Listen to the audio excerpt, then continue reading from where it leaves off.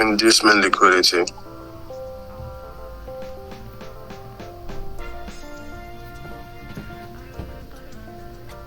Why is the I? So inducement liquidity, yeah. I want to show you guys how to anticipate it, yeah.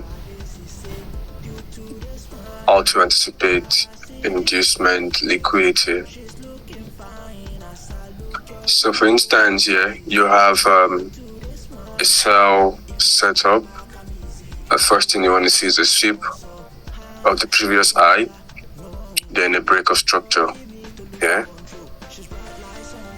Or let's assume price is bearish. So you know price is bearish and you want to follow price action, the current trend, but you need a swing structure, yeah, and this is now your swing structure, right? That means you now have a swing structure. You have a sweep of this low and a break, and price is obviously bearish.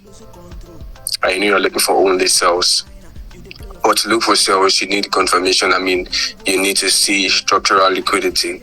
But in this current swing here, there is no structural liquidity there. That means this high is an inducement liquidity here. And what will happen to it? Remember, price is overall bearish. The moment you can't see any structural liquidity within this swing, within your current swing, you always need to wait for price to take out the inducement liquidity. You wait for price to take out the inducement liquidity, because that high will always go. If you don't have structural liquidity, the high. If you don't have structural liquidity within your swing, the high will always go, and that high is inducement. Then what happens after inducement? We have expansions. Then you have sells, you have the continuations, right? And sometimes when price takes out the high like this, it gives confirmation for sells again. Then you now sell. Then price expands. So you want to be very, very careful. You want to be sure that on this trade you are taking, you want to be very, very sure that there is structural liquidity within that swing, right? Be it a bearish or bullish movement. Ensure either you see a sweep of the previous high or not. Some traders, this is church, and they believe price has already changed character like this, yeah. However, in the real world, it doesn't work all the time. This is why we have structural liquidity. It gives more confidence. It makes it that okay, this is a very good zone to actually trade off from. So this is something you want to focus on. You have this sweep, this break. You don't just sell from any POI there, thinking this I will be protected. If there is no structural liquidity, this is an inducement liquidity. That what will happen? Price will take it out, and boom. And a lot of people don't actually know this. A lot of traders don't know this. Yeah, and then that is where your hedge comes in. If you want to have it in your plan that if I do not see structural liquidity, there is no trade for me. Automatically in your head, that high will be taken out, that high or low will be taken out, right? It's like you don't need to, even if it doesn't happen, but for you to avoid unnecessary losses here, you want to just keep that at the back of your mind, that even if you have a sweep of this low and a break, this low is not protected until there is structural liquidity. If not, this will happen. This is an inducement liquidity, and price will take it out and expand. This happens all the time. Now, let's move on to structural liquidity. How the do's and don'ts of structural liquidity. Basically, structural liquidity. I hope you guys understand inducement here. Structural liquidity. Structural liquidity. So the do's and don'ts of structural liquidity. But one thing about structural liquidity is this. Your structural liquidity must be close.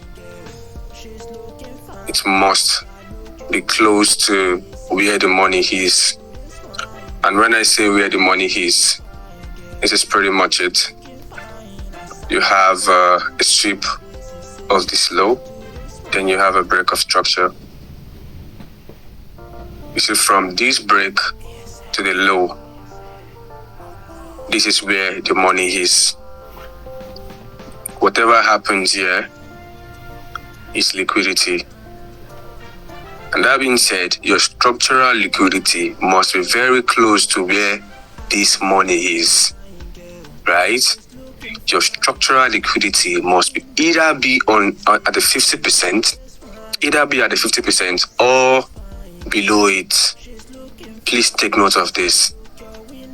Your structural liquidity must either be at the 50% of where the money is or below it.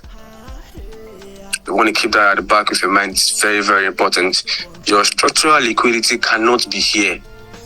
Then you assume that price that is your BOI here will hold. Don't make that mistake. Your structural liquidity cannot be here, and you expect this zone here. It is too far away. It is too far away because price goes to the closest POI to the liquidity. I don't want to engage in the market if price will not come to this zone, right? You don't want to engage, yeah? So your structural liquidity must either be on top of this 50% or below it. I hope you actually got that now. It is very, very, very important. And that is number one. That is number one. Number two.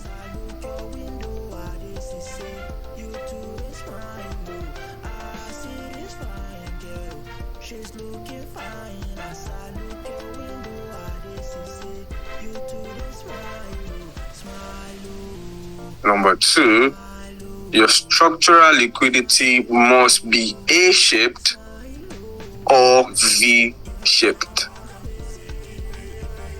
Yeah? This is A-shaped and this is V-shaped. Like, it must be obvious.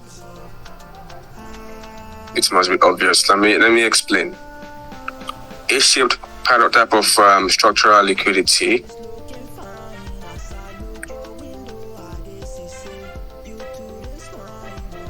A-shaped. Sorry, V-shaped rather. Sorry, please, a few minutes.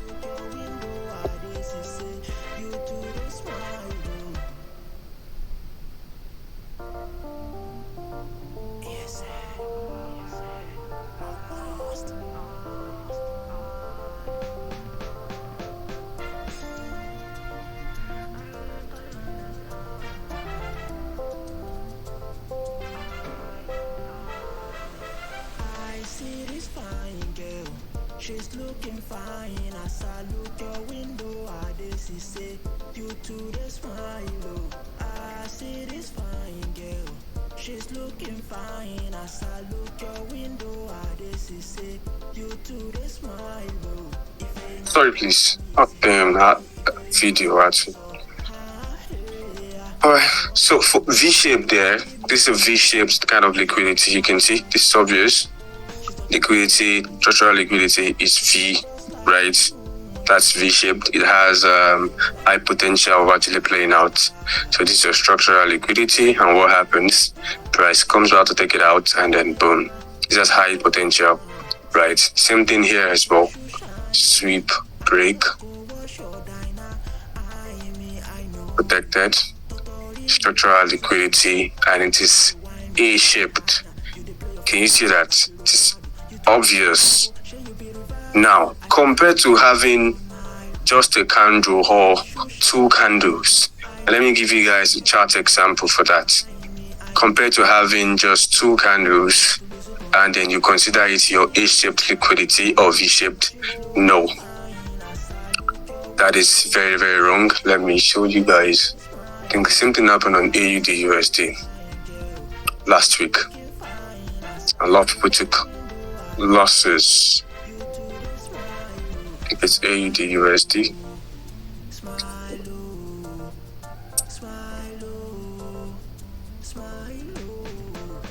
All right, cool. So on AUD USD, look at what we have here. You have a sweep of this eye, a break of structure. This kind of liquidity here, would you say this is A-shaped? Is it obvious? No. It's just a couple of candles, yeah? A couple of candles. And when I say A-shaped on a chart, this is typically what I mean. Let's give you guys examples as well. You can see what eventually happened here. So a lot of people that consider this their structural liquidity, you can see how price took out the inducement liquidity instead, sold off, right? A lot of people took loss on this trade because they consider this their structural liquidity, and it's not A-shaped. It's not obvious. It's A-shaped. It's not an A-shaped liquidity. It's just a couple of candles, like bunch of candles, right? Compared to having this A-shaped kind of liquidity here, compared to having this V-shaped liquidity. Big difference, yeah? Coming up, I want to show you guys more examples.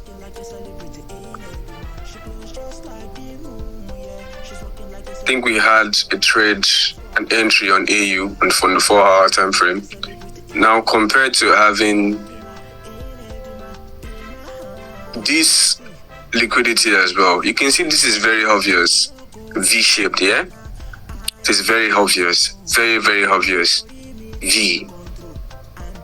This is also V.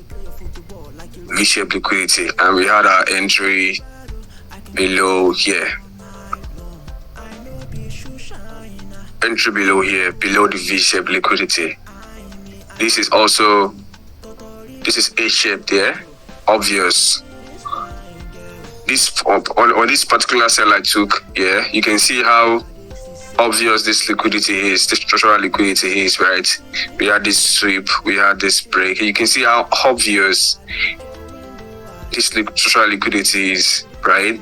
And that is A-shaped liquidity, right? I remember what I said about, and you guys remember I took this sell. I think I shared it in the group as well.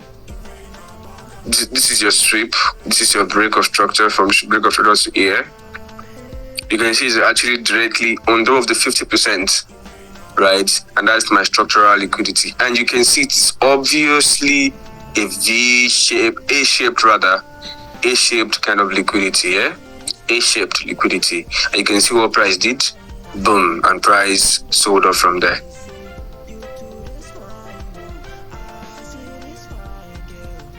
Skip the previous high, break structure, creates an A-shaped liquidity. Boom, price take it out. And this is a lifetime chart. A live chart, yeah? And we call this trade live as well. So you can see this is what I'm talking about.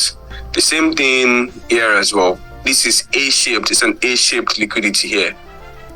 This is A-shaped. You can see what price did here. The same thing again. Sweep, took out the A-shaped liquidity and sold off. The same thing here. The same pattern again. Over and over. Over and over. And let me show you inducement. Inducement here. So a lot of traders will tell you that price is now bullish. Let me show you why they will tell you it's bullish. In a situation like this, let's go to the 1-hour time frame.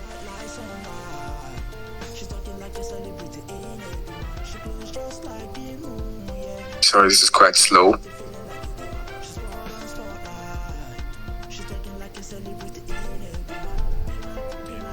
Alright, so a lot of traders would see this as a bullish structure already because there is a sweep. Now this goes back to inducement, yeah? There was a sweep and there was a break. Now, you guys, we would all agree that this is a swing structure, yeah? This is actually, a sweep of the previous low, then a break of structure, yeah? We would all agree this is a swing structure and this low is expected to be protected, yeah? But look at this kind of swing now. Can you see structural liquidity? Obviously no.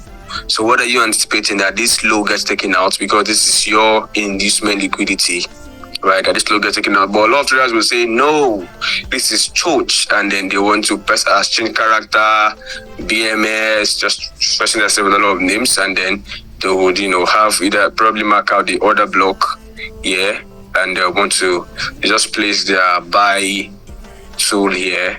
But you that understand inducement, how inducement works, you tell yourself that no, this is not going to happen. That price will what?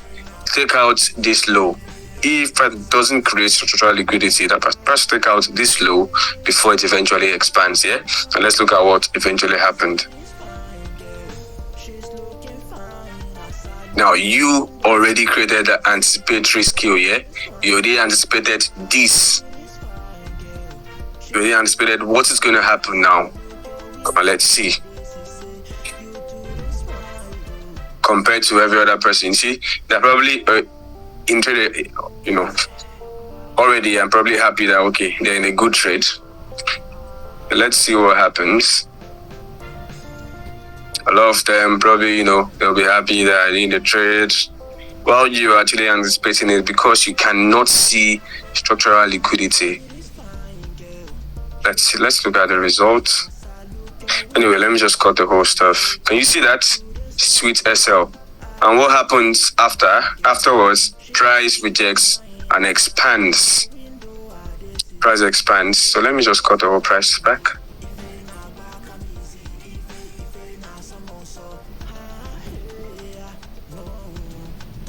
So while you've anticipated that and avoided that loss, they took the trade. And you see what happens immediately. The buys, the massive buys, right? They had the correct bias. Their bias is correct. They wanted to take a buy, but they're buying at the wrong zone. Do you understand it now? They were actually buying at the wrong time because of liquidity here. So now you that understand that, you will be able to, avoid that loss, right? Avoid the loss, even if you don't get your entry immediately, but at least you've avoided the loss, right? So you see that? You can see what eventually happened. Price now expanded, boom, and we had the buys. Can you see that? So that is the purpose of inducement, understanding inducement, liquidity, and splitting it before it even happens. And then your structural liquidity as well, trying to understand where and how it is valid. You can't have your structural liquidity here. Can you see what I'm talking about? Can you see that from this break to this zone? Can you see that this guy is very far away? So some of you would actually mark out this low now and consider it is your last low before this zone. Can you see it doesn't actually work like that? Can you see it? This cannot be a structural liquidity. It is too far away from this zone. It is either only 50% or below it. If it's not there, then you don't have structural liquidity yet. So that will be all for tonight. The next part, I will also, we'll still talk a lot more about liquidity before we move on to POIs. From POIs, then we do top-down analysis, and then that will be all. Then we'll move into the live stream and all that. So that'll be all for tonight. So I hope you guys learned something and then stop making mistakes, silly mistakes that you'll be making there. So I'll stop recording now.